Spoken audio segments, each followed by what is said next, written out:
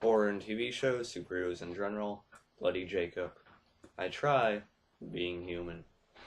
Anyway, hey, how's it going, guys? This is Bloody Jacob, still getting used to that name from my original Marvel Jacob username, but hey, always thought it fit better, but we talked about that in the last video, which is the channel update.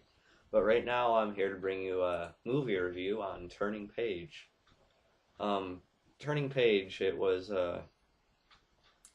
it's a movie starring Katharine Isabelle, and if you guys have seen a lot of my other videos, I talk about Katharine Isabelle a lot. She's probably my favorite actor in general, or especially actress of all time. I really love all of her work. I mean, from the Ginger Snaps movies to the movies like Show Me and even 13 Eerie and things like that, as well as a bunch of other things. So I'm not really going to go through her whole filmography or anything like that right now, but yeah, I heard about Turning Paige. It never got a DVD release for some reason. I think it was because the company that had a hold of it wasn't really sure if they should make a whole worldwide DVD release because they weren't sure how much money they'd actually make off of it, off of doing that. But yeah, so it did air at a Canadian Film Festival in 2001. It was called the Vancouver International Film Festival. And it did get nominated for quite a few awards. I mean, it was nominated. Katharine Isabelle was nominated for Best Actor. It was also nominated for Best Supporting Actor, Best Music Composition, and Best Art Direction. And then at the Alberta Film, it won the Television Award for both Director and Best Editor, for drama. And sorry if I stumbled a little bit there with naming the awards, but yeah, it's definitely a movie I wanted to check out from her because, I am kind of used to her doing mainly horror movies, but after seeing Show Me in 2004, I thought I'd definitely look further into her catalog, and I have a lot of confidence in her as an actress.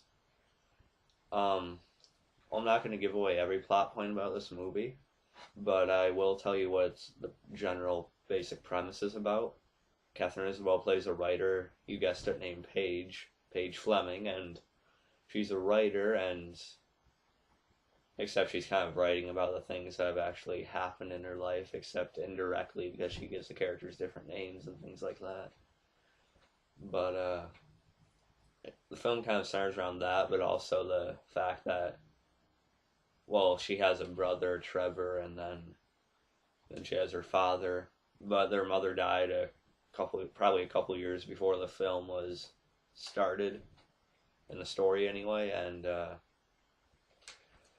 I'm guessing the mother, well, they were explaining how she was an alcoholic, and, she would, the father claimed she just drank herself to death and it wasn't really any of their faults, and then Trevor's kind of blaming it on the father because he was saying how the father would sleep around and that caused her to really start drinking and, kind of basically suicide, and that led to her suicide. And at first it's really interesting. Well, it's always really interesting, but it's really interesting at first because you see Katharine Isabelle's character, Paige, and she's kind of just really hanging in the background and kind of just trying to keep the peace between her brother and her father when her brother comes back into town and kind of raises all those bad memories about the mother, about what happened to her.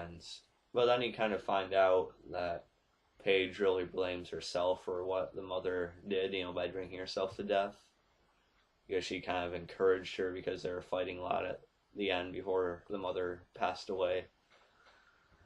But you don't really know what caused her to start drinking in the first place, but Paige probably blames herself just as much, if not more, than the father and the brother. So it's a simple plot, yet it's really complex because of all the emotions the characters are feeling, and it's really compelling to watch, especially Katharine Isabelle's performance, who I think did fantastic in this movie. I think she definitely deserved an award for it, that's for sure. The best part of the movie, in my opinion, was when you really seen how much she actually blames herself for it, and she was just really melting down and emotionally and lashing out at people is really, really compelling to watch, in my opinion. Um, like I said, I won't talk about every plot point in the movie, but I did want to talk about the ending a little bit. I'm not going to explain it.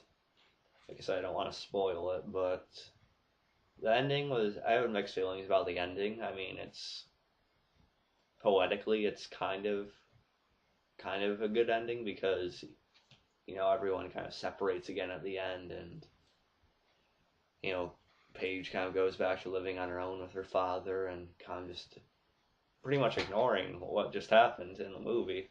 And then the brother leaves again, even though Paige and him kind of seem like they have an understanding between each other at the end, because she goes to see him leave at the bus, by the bus, at the bus, whatever you want to say. And I don't know, I guess the ending poetically makes sense because she is kind of, like the description says, is coming to terms with her past and kind of accepting it a little bit more, you could say, and putting it behind her.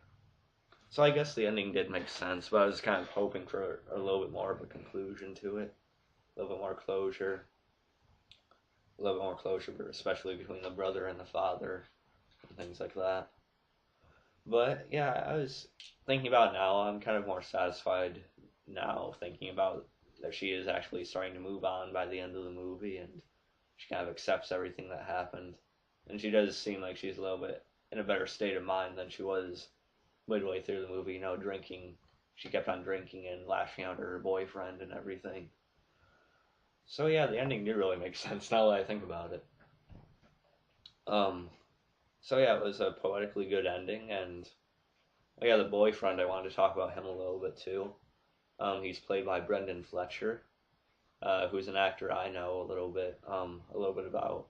And if you're a fan of Katharine Isabelle and you've seen a lot of her movies, you've probably seen him have at least supporting to minor roles in a lot of them. I mean, he was in Freddy vs. Jason. He played Mark Davis in Freddy vs. Jason. But he was also in, you might recognize him when he was a kid in the Goosebumps Werewolf of Fever Swamp. That was a while ago, though, but he was also in Ginger Snaps 2 Unleashed with Katharine Isabelle and Emily Perkins, and, he had another little part in the prequel, Ginger Snaps Back at the beginning. And I'm sure there's other work they've done together, like, they also did 13 Eerie, had a little bit of a role in that. And, I really enjoyed him in this movie too. I mean, he was kind of came off like the comic relief at first, but then he kind of you could see how he was getting frustrated with how Katharine Isabelle's character, Paige, wasn't really letting him in on what was going on with her, and it was interesting to watch him react to her lashing out at him, and his interactions with her brother and things like that were different to watch, and it was definitely cool to see him get more of a prominent role in this movie. So it was fun to watch his character develop a little bit. But I'm not going to explain the whole plot. And yeah, in general, I really liked the movie. It was definitely worthy of Katharine Isabelle. She did a wonderful job in the movie, as did mostly everyone else involved with it. There isn't really anything I can really complain about.